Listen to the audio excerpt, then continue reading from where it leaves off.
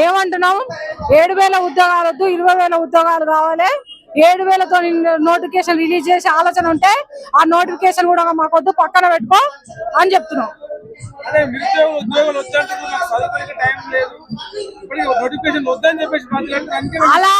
అలాంటి అనిశ్చిత మాటలు వద్దు రేవంత్ రెడ్డి గారు. ఎందుకంటే మీ లేక 1,000 కోట్ల ఆస్తులు మాకు లేవు. ఆ యొక్క ఆస్తులే ఉండుంటే మాకు ఉద్యోగాలు వద్దని నువ్వు అన్న ప్రకారమే అందుము. మాకు ఆస్తులు లేని ఆధారమేది ఉద్యోగమే. ఉద్యోగం వద్దని అనుకుంటామా? ఇన్ని వేల మంది వాళ్ళందరితో వచ్చి మాట్లాడమని ధైర్యం ఉంటే, దమ్ము ఉంటే పనికిరాని మాటలు ఎందుకు మాట్లాడతాడు? అప్పుడు మిమ్మల్ని వాడుకొని మిమ్మల్ని రెచ్చగొట్టి చీకటి పురుగుల మంది పడి వస్తే 2040 దాకా సీఎం అవుతున్నావు. మరి చచ్చిపోయినాక మా శవాలు వచ్చి నీకు ఓట్లు వేస్తే అప్పుడు సీఎం అవుతుంది. ఇదా మాట్లాడేది? ఆయన ఒక ప్రజాప్రతినిధి అయ్యుండి ఏడే నేర్చుకుంటావు? ఆయనకి ఇంకోటి అర్థమైతలేదు. పక్క రాష్ట్రంలో సీఎం ని పక్కన జరిపిరు.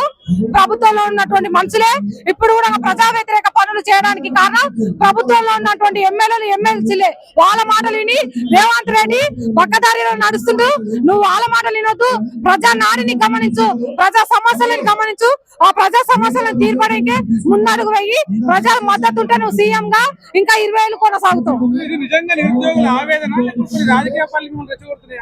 రాజకీయ పార్టీ లేదు, ఏ పార్టీ లేదు. ఆయన 20,000 నోటిఫికేషన్ రిలీజ్ చేస్తే పాలాభిషేకం చేస్తాం. పాలాభిషేకం వేరే వాళ్ళ పార్టీలకు చెందినటువంటి వ్యక్తులు అయితే పాలాభిషేకం చేయరు. వెంటనే రిలీజ్ చేస్తా అంటే ఇప్పుడే పాలాభిషేకం చేస్తాం 1000 మందితో.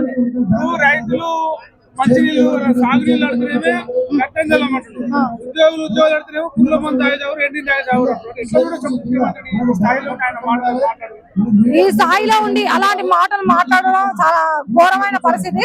మేము ఈ పురుగుల మంది, ఆ రక్తము అవన్నీ అననికే నేను కుర్చీ మీద కూర్చోబెట్టలే. ఇప్పటికైనా జ్ఞానోదయం నీకు కావాలి. ప్రజా సమస్యలను తెలుసుకొని అద్భుతంగా పాలన చేసి మన పాలమూరు పరువును కాపాడుతామని అనుకుంటున్నాను.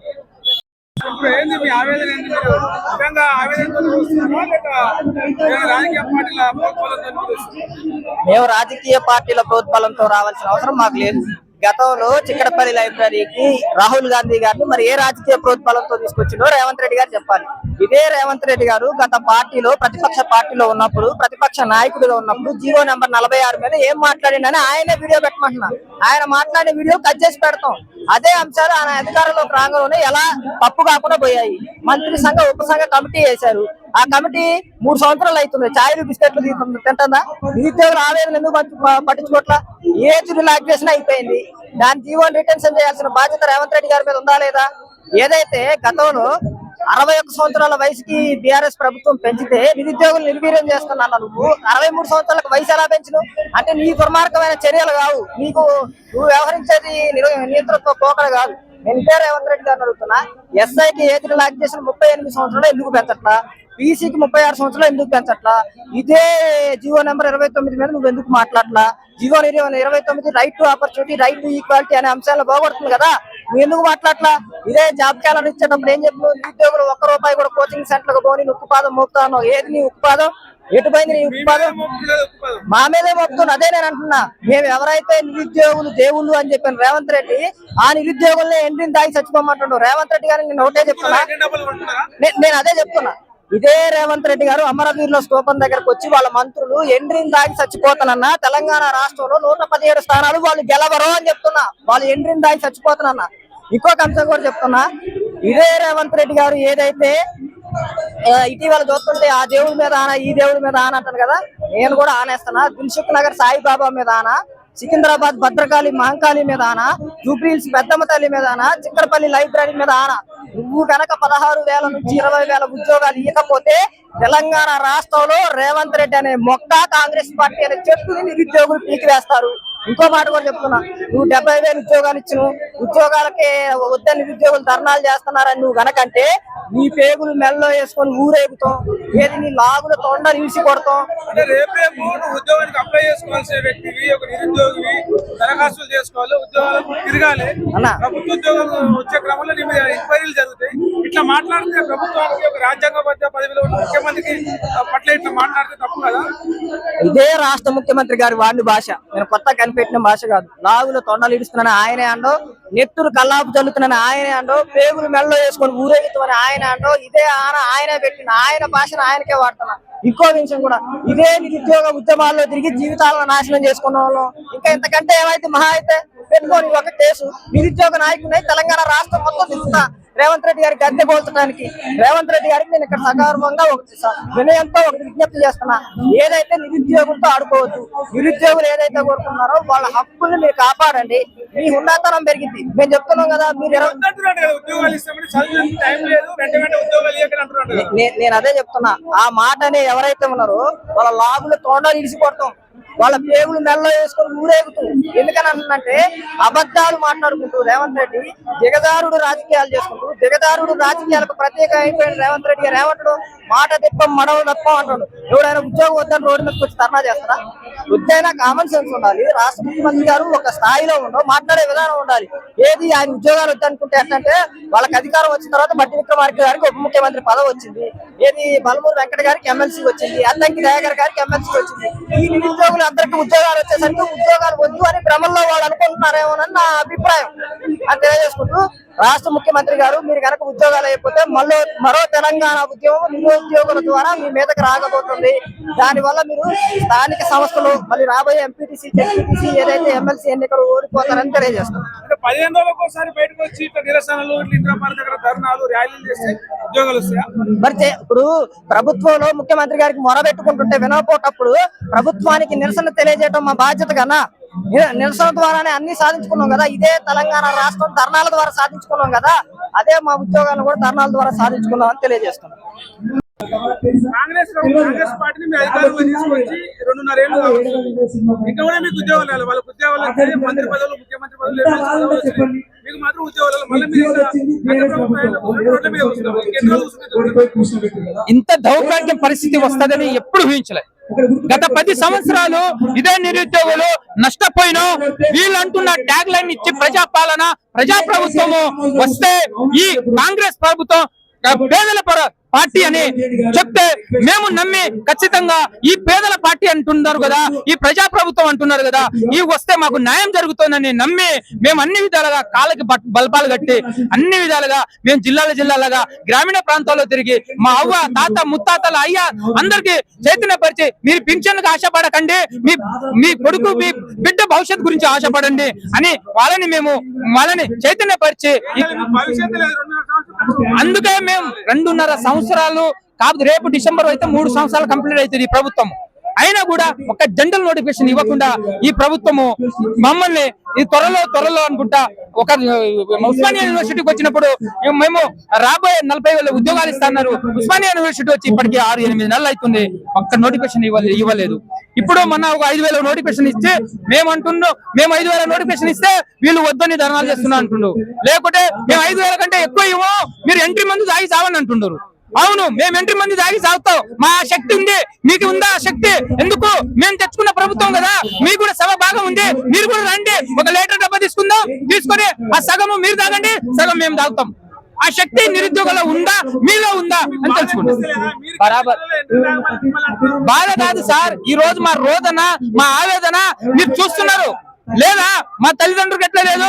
వీళ్ళ మనవాడుకు పూరీలు అడిగితే ఒక పూరీలు పోయి చేసి పెడతాడు. వీళ్ళ మనవాడు నేను ఫుట్బాల్ ఆట ఆడతా అంటే ఉప్పల్ స్టేడియంలో తీసుకెళ్లి ఫుట్బాల్ ఆట ఆడిస్తాడు. కానీ మా నాన్న, మా అమ్మలు మాకు ఉద్యోగం వచ్చి పెళ్లిళ్ళు చేసి ఒక కొడుకు, ఒక బిడ్డ పుడితే వాళ్ళు కూడా మా నాన్న తల్లిదండ్రులు వాళ్ళ మనవాడితో మీలాగా పూరీలు చేసుకోవాలనే ఆశ ఉండదా సార్? ఏం సార్ మా బాధ కనిపించట్లే, మా తల్లిదండ్రులు బాధ కనిపించట్లే? కానీ మీరు మమ్మల్ని అన్ని విధాలుగా ఇబ్బంది పడే ఇప్పటికి కూడా మేము వేరే ఈ సభ ద్వారాకైనా ఇప్పటికైనా ఏ రాజకీయ పార్టీలు చెప్పట్లేదు, మమ్మల్ని ఎవరు మా వెనక ఎవరు లేరు, మా అంతటా మేమే చేస్తున్నాం, మా బాధలు తెలియపరుస్తున్నాం. ఇప్పటికైనా మా బాధను తెలుసుకొని ఇమీడియట్ మాట్లాడుతుంటే మీరు చెప్తుంటే మాకే బాధ అనిపిస్తుంది. అలాంటిది మీరు ఓట్లేసి మీరు ప్రచారం చేసి గెలిపించిన ఎమ్మెల్యేలు, ఎమ్మెల్సీలు, వాళ్ళు కనీసం స్పందిస్తలేరు. అదే కదా, అందుకే మా చెప్పుకొని మేము కొట్టుకోవాల్సి వచ్చింది. ఎందుకో తెలుసా? ఆ రోజు వీళ్ళే ఏమన్నారు, మీ బాధ మేము ప్రభుత్వం రాగానే మేము తీరుస్తాం అంటున్నాం. ఇవాళ వాళ్ళు ఎమ్మెల్సీ తీసుకున్నారు, చైర్మన్ పదవి తీసుకున్నారు, నామినేట్ పదవులు తీసుకున్నారు.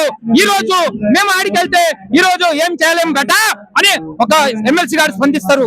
ఇలా ఆ రోజు ఎందుకు మీరు ఏం చేయలేమని ఎందుకు చెప్పలేదు? ఆ రోజు మేము అన్ని చేస్తాం, ఈ 46 నెంబర్ చేస్తాం అని అన్ని విధాలుగా నమ్మబలికారు కదా.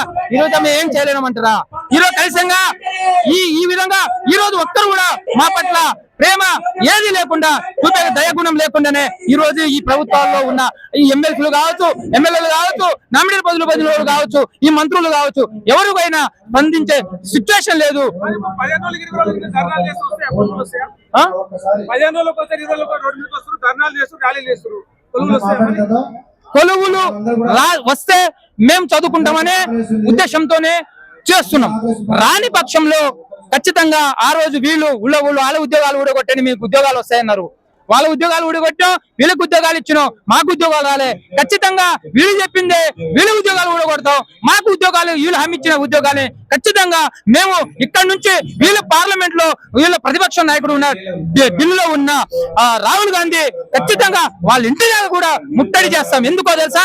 అదే రాహుల్ గాంధీ జాతీయ నాయకుడు అయి ఉండి పార్లమెంట్ ప్రతిపక్షంలో ఉండి మా గల్లీకి వచ్చి మమ్మల్ని హామీ ఇచ్చిండు కాబట్టి ఖచ్చితంగా ఢిల్లీకి వెళ్తాం. ఇదే నిరుద్యోగులు 35 లక్షల మంది మా అంతటా మేమే ఆ ట్రైన్లకు వెళ్ళి ఆ రాహుల్ గాంధీ ఇళ్లను కూడా ముట్టడిస్తామని ఈ ప్రభుత్వాన్ని హెచ్చరిస్తున్నాం. ఉద్యోగాల కోసం రోడ్లు ఎక్కే వాళ్ళందరూ నిజంగా నిరుద్యోగులు కాదు, వాళ్ళు కొంతమంది ప్రేరేపిస్తే రోడ్ల మీదకి వస్తుందని చెప్పి ఎంట్రీని తాగి చావని నిరుద్యోగులు అని చెప్పి అంటున్నారు. నా పేరు నవీన్ అండి. నాకు ఇక్కడ ఎవరు ప్రేరేపించలేదు, స్వచ్ఛందంగా నేనే వచ్చాను. ఎంట్రీని తాగి చనిపోలే అంటున్నా నువ్వు. నీకు ఇదే మాట నీకు ఓటేసిన ఒక తల్లికి తండ్రికి నువ్వు చెప్పగలవా? చెప్పి మా దగ్గర వచ్చి చెప్పు. 20,000 ఉద్యోగాలు తక్షణం ఇవ్వాలి, 2 లక్షల ఉద్యోగాలు వస్తున్నాను. ఊరూరా మా భుజాల మీద రేవంత్ రెడ్డి వస్తే మా భవిష్యత్తులో బతుకులు మారుతాయి అనుకున్నామమ్మ. ఇంకా మా బతుకులు అధ్వానంగా తయారయ్యాయి. మేము ఇక్కడ దిల్సుఖ్ నగర్ లో, అశోక్ నగర్ లో ఒక్కపాటు భోజనం చేసి ఇక్కడ మేము బతుకుతున్నామన్నా. మా బతుకులకు వాల్యూ లేదా? నిరుద్యోగులు అంటే అంత అభయాలనుగా ఉందా? ఇదే చెప్తారు రేవంత్ రెడ్డి. ఖబర్దార్ రేవంత్ రెడ్డి, నువ్వు తక్షణం 20,000 పోలీసు ఉద్యోగాలతో తెలంగాణ నిరుద్యోగ పోలీసు రిక్రూట్మెంట్ ఇవ్వకపోతే మేము తక్షణం వచ్చే ప్రభుత్వం ఒక్క ఓటుతో ఈ ప్రభుత్వం మారుతుంది.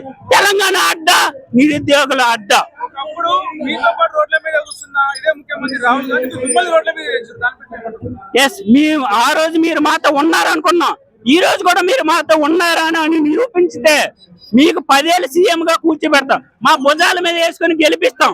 మీరు అదే కుర్చీలో కూర్చొని మీరు ఓటు అడగంట. కానీ మీరు 20,000 ఉద్యోగాలు తక్షణమే ఇవ్వకపోతే మా ఒక్క ఓటుతో మీ ప్రభుత్వాలు మారుతాయి. నిరుద్యోగులతో పెట్టుకుని ఏ ప్రభుత్వం కూడా ఇంతవరకు బతికి పట్టగట్టలేదు. ఒకవైపు మీరు ఇట్లా ఆవేదన వ్యక్తం చేస్తున్నారు, 5,000, 7,000, 3,000 ఏమి సరిపోతుంది అన్న? మా హాస్టల్ ఫీజే 7,000 అన్న. అశోక్ నగర్ లో, దిల్సుఖ్ నగర్ లో హాస్టల్ ఫీజు 7,000.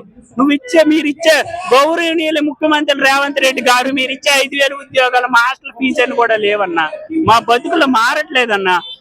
మీ మనవడికి పూరి చేసి కడుపు నింపావు, మా పట్టు కొట్టొద్దన్నా. మేము ఒక్కపాట భోజనం చేసి బతుకుతున్నామన్నా. ఎన్ని రోజులు ఈ అశోక్ నగర్ వచ్చి ఎన్ని ఏళ్ళు అవుతుందన్న చెప్తే మీరు కూడా నవ్వుతారు.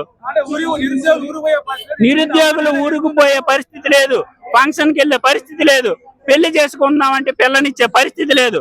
కొన్ని ఎవరైనా పెళ్లికి పిలిచి పెళ్లి భోజనాలు తింటామని వాళ్ళు కూడా పెళ్లికి పిలవట్లేదు. కొన్ని వెళ్ళినా మమ్మల్ని చాలా హీనంగా చూస్తున్నారు అన్న.